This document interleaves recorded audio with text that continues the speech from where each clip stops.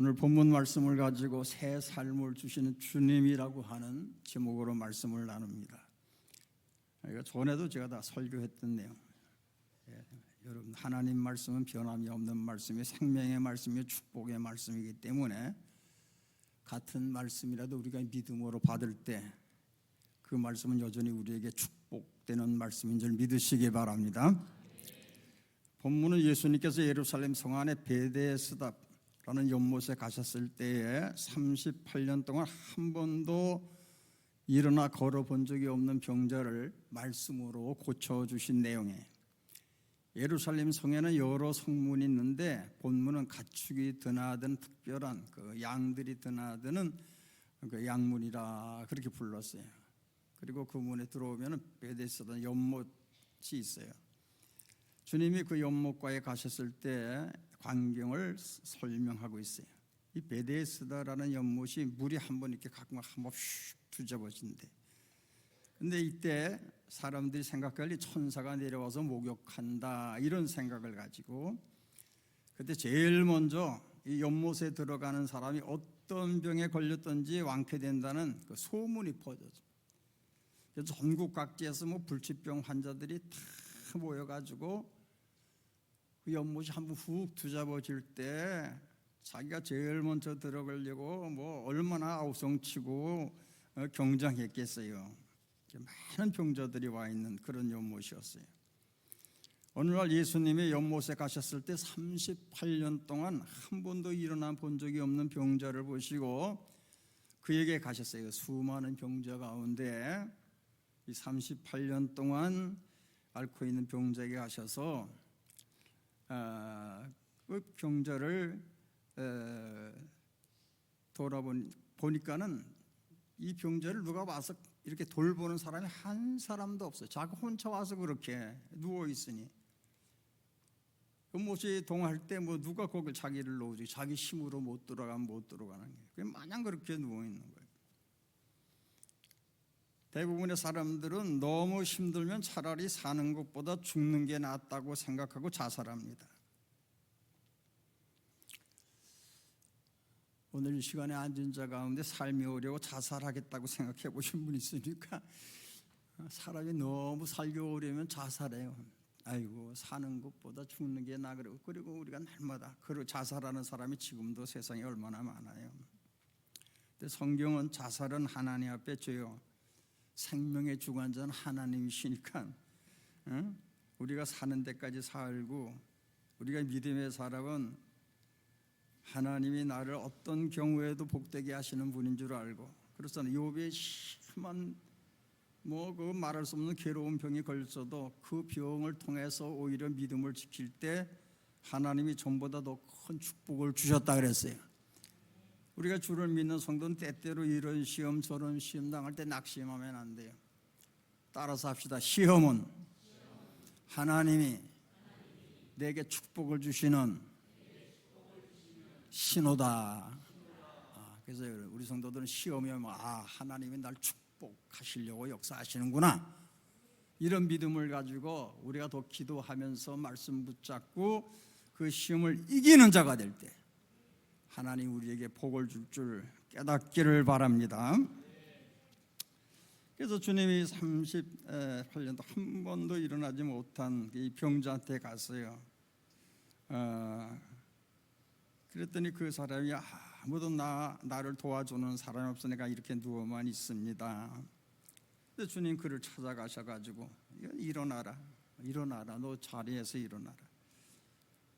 네 자리를 들고 누워있는 자리 들고 일어나라 그렇게 말씀하시니까 그 말씀이 떨어지자 곧 그 병자는 온몸에 새 힘이 생기고 완전해져서 스스로 자리에서 벌떡 일어났고 자기가 누웠던 자리를 들고 기뻐 돌아갔다라고 본문은 기록하고 있어요. 할렐루야. 주님은 절망 가운데 있는 자에게 소망을 주시는 분이십니다. 불가능한 구덩이에 빠진 자를 건져서 소망 넘치는 삶을 주시는 분이십니다.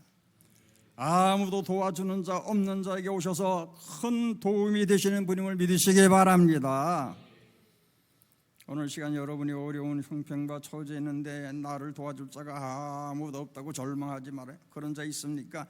주님이 나를 도와주시니 내가 주님 붙잡고 새로운 축복 가운데 살겠다는 깨달음을 가지고 주님 붙잡고 기도하는 성도 되시기 바랍니다.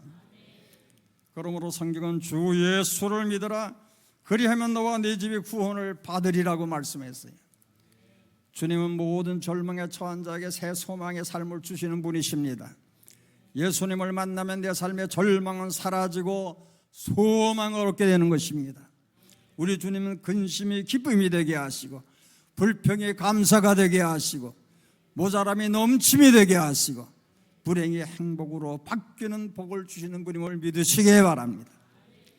예수를 믿노라 하면서도 기쁨도 소망도 감사도 사랑도 행복도 없는 삶을 사는 자들, 왜 그렇습니까? 예수를 믿어도 예수님을 만나지 못한 신앙 때문인 것입니다. 성경은 예수님을 너의 삶 속에 영접하라 그랬어요. 오늘 우리가 다 성령 충만 받아서 주님이 내 삶 속에 항상 함께하는 삶을 살 때 하나님의 은혜로 인하여 오늘 우리가 이 땅에서 사는 형편 처지 상관없이 하나님이 주시는 기쁨이 우리 삶 속에 넘치고 평안이 넘쳐나고 감사가 넘쳐나고 사랑의 샘이 솟는 하나님의 사람이 되는 줄 깨닫기 바랍니다. 김춘근 박사라는 분이 있어요. 그분이 쓴 왜 나에게라는 그런 간증책이 있어요. 그는 1976년 미국에 유학 가서 박사 학위를 받고 페페다인이라는 대학교 교수로 재직하면서 최우수 교수상을 받을 정도로 성공한 인생을 산 분입니다. 그런데 37의 간경화와 간염으로 병원에 가서 진짜라니까 당신 살 수 없어요, 죽습니다 하고 사형 선고를 받았어요. 어려운 생활 속에서 소망을 가지고 미국에 와서 온갖 고생하면서 학위를 받고 교수가 되고 겨우 안정적 생활을 하고 이제 성공했다고 사람들이 칭송하는 그 생활을 한 가운데 있는데 죽는다니 이게 무슨 말이에요? 절망적인 것 아닙니까? 그는 기독교인으로 하나님께 반항했어요. 하나님이 이럴 수가 있습니까? 왜 하필 접니까? 그러면서 모든 방법을 동원해봤지만 절망적이었어요. 그는 마지막으로 내가 하나님 앞에 올라가 기도하고 하나님과 담판을 져야 되겠다. 미국의 빅베어 마운틴 기도원이라는 기도원이 있어요. 퉁퉁 부은 배를 잡고 올라가서 하나님 앞에 기도하기 시작했어요. 깊이 기도하는 중에 주님의 음성이 듣게 됐어요. 주님의 음성이 들려왔어요. 너는 내 피 속에 독이 있어 죽어가는 게 아니고 내 영혼 속의 독 때문이다, 그렇게 말씀하더래요. 깜짝 놀라서 그게 무슨 말씀입니까?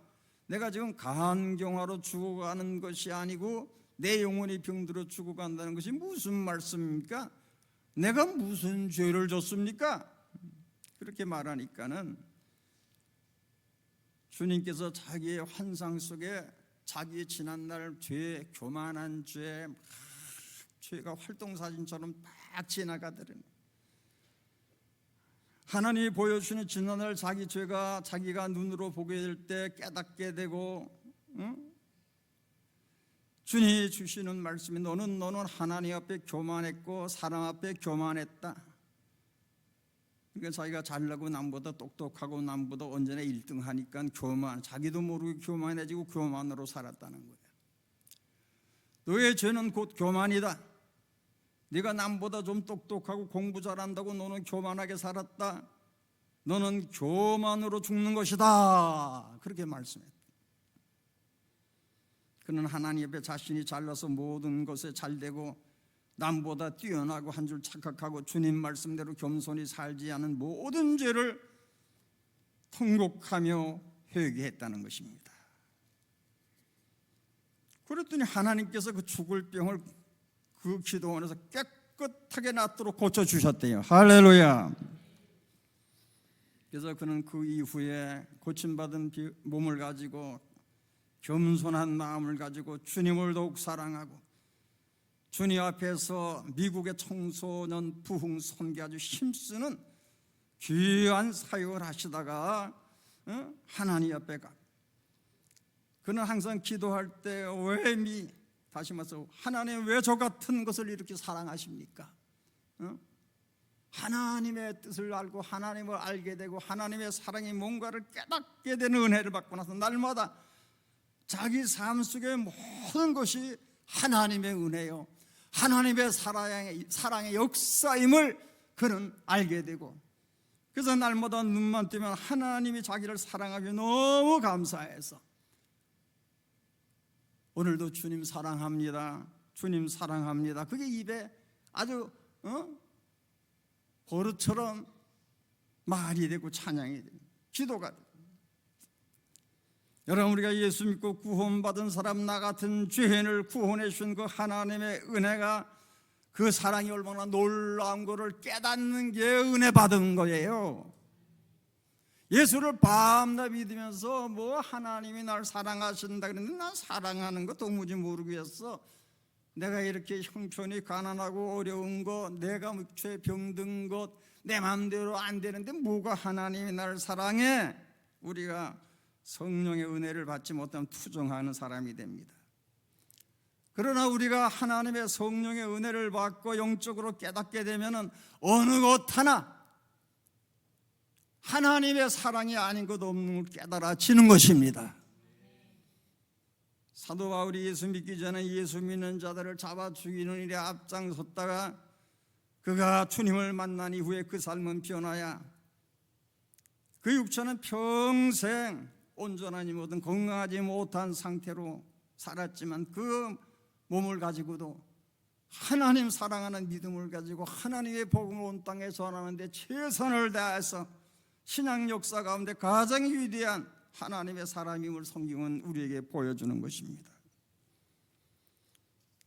오늘 우리도 주님의 은혜를 깨닫고 나면은 오늘 이 교수가 은혜 받은 다음에 한 것처럼 하나님 저 같은 걸 어떻게 이렇게 사랑하십니까?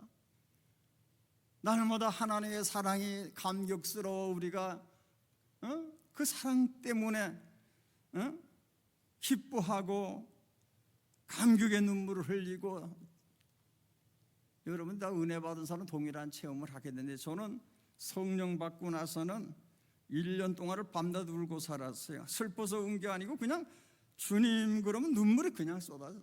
주님 은혜가 너무 마음에 벅차오르고 감격이 되게, 주님 그럼 눈물이 저절로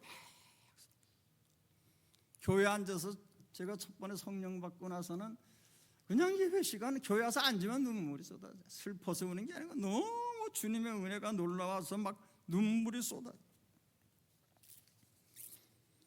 여러분, 오늘 우리가 예수를 믿으려면 살아계신 주님을 만나는 영적인 체험이 있어야 돼요. 아직도 여러분들이 성령 받지 못하신 분들, 주님의 사랑이 정말 진실로 내 마음속에 깨달아지지 않는 분들, 성령의 충만 은혜를 안 받았어요. 여러분이 기도할 것은 주여 내게 성령 충만 주시고 아버지의 사랑을 깨닫게 하시고 하나님께서 나를 향한 뜻이 무언가를 깨닫게 하여 주시옵소서. 하나님의 사랑을 깨닫고 하나님이 주신 뜻을 깨달으면 그 삶의 축복의 역사가 일어나는 거예요. 제가 수없이 간증했지만 제가 군대 제대하고 아무것도 할 것도 가난한 가정, 아무것도 없는 가정이니까 운전 학원에 나가서 운전 배워서 조그만 용달차 사가지고 그걸로 안양시장에 나가서 장사꾼들 집 실어 날르고 이것저것 하는 그 삶이 내가 군대 마치고 나와서의 내 삶이었어요. 내가 목사가 되겠다 이런 생각은 꿈에도 안 했어요. 근데 교회 부흥성회가 열렸어요.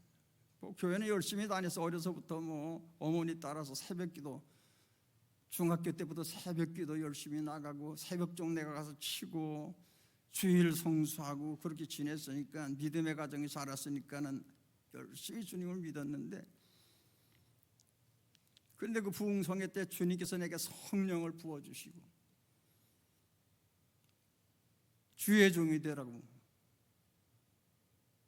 내 형편이 주의 종이 될, 이 간증이 여러분들 너무 많이 들어서 또 목사님 저 얘기 하네 하고 앉았을지 모르지만, 여러분들이 그 말씀을 그렇게 듣지 말고 다시 새겨 듣고, 내 삶이 정말로 오늘날 예수 믿는다 그러는데 성령의 충만한 은혜에 내가 잠겨본 적이 있는가 깨닫기를 바랍니다. 진정한 성령을 받게 되면 삶을 변화시켜 주시 하나님. 너희가 꼬리가 되지 않고 머리가 되리라 그러셨잖아요. 그때 성령을 보시고 날 보고 넌 주의 종 되라 기도하는데 영적인 음성을 듣게 하셨어요.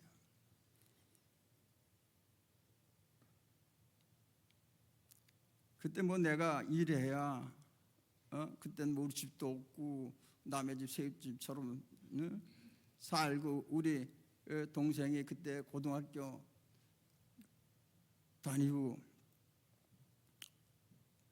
그 뒷바라지 해야 되고, 그런데 하나님, 내가 어떻게 신학교 갑니까? 내 형편이 어떻게 신학교 갑니까? 날 도와줄 사람도 없는데, 내가 하나님 옆에 혼자 새벽에 그 교회에서 밤을 새고 기도하다가 새벽 6쯤 돼서 기도하면서 하나님 날 보고 주의 종 되라 그러나 신학교 갈 처지가 안 돼요. 주님 아시잖아요. 환경이 안 돼요. 날 도와줄 사람이 아무도 없어요. 내가 그랬어요. 근데 주님 그러시더라고요. 내가 책임져 주는데 네가 왜 걱정하냐? 따라서 한번 해봅시다. 내가 책임져 주는데 네가 왜 걱정하냐? 그렇잖아요. 하나님이 책임져 준다는 거예요. 하나님. 내가 너무 바보 같은 거예요. 하나님이 책임져 주시면 내가 걱정할 이유가 아무것도 없는 거예요. 하나님 날 신학교 가라 그러고 말만 하고 그냥 내버려 두시는 게 아니라 하나님이 책임져 주신다고 그러더라고.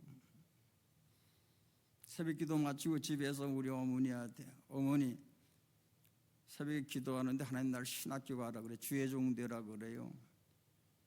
그리고 하나님이 책임져 주신대요. 그랬더니 우리 어머니가 야, 말 같은 소리 하지도 말아라. 누가 너를 책임져 주냐? 그래서 내가 그때 또 믿음이 흔들렸을지 모르지만 우리 어머니가 참 믿음이 참 귀하신 분이고 늘 기도하고 사시는 분이니까 우리 어머니 말씀이, 야, 하나님이 책임져 준다는데 왜 걱정해? 신학교 가라 그래. 순종하고 정리하고 신학교 갔는데 그때부터 하나님 책임져 주시고 오늘의 일까지 놀라운 축복을 주셨어요. 아멘. 하나님을 온전히 믿어야 돼요. 주님이 내 구주심을 온전히 믿으시기 바랍니다. 성경에 기록된 하나님 말씀이 내게 주는 말씀으로 믿는 성도가 되시기 바랍니다. 하나님은 불가능이 없는 분입니다. 내가 죽을 병에 들려도 살려주시는 분이십니다. 내가 완전히 망해서도 더 큰 축복을 주시는 분이십니다.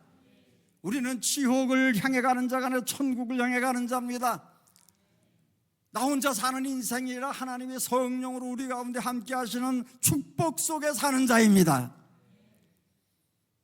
하나님이 나와 함께 하신 날마다 이 믿음 갖고 살아가야 돼요. 가진 것 없어도, 잘난 것 없어도, 누가 가장 큰 축복의 사람이요? 하나님이 함께하는 자가 축복의 사람이요. 성경 전체 역사 속에 하나님의 사람이라는 사람들, 그들이 많이 배워서 훌륭한 사람이 된 것 아니고, 높은 지위에 있어서 하나님의 사람이 된 것이 아니고, 남보다 잘나서 저들이 하나님의 사람이 된 게 아니요, 하나님 앞에 믿음으로 살고 하나님의 부르심에 응답하고 하나님의 말씀에 순종했을 때 하나님은 그들을 높여주시고 그들을 통해서 시대를 변화시키시고 모든 자 위에 하나님의 영광을 드러내는 자로 살으신 것입니다.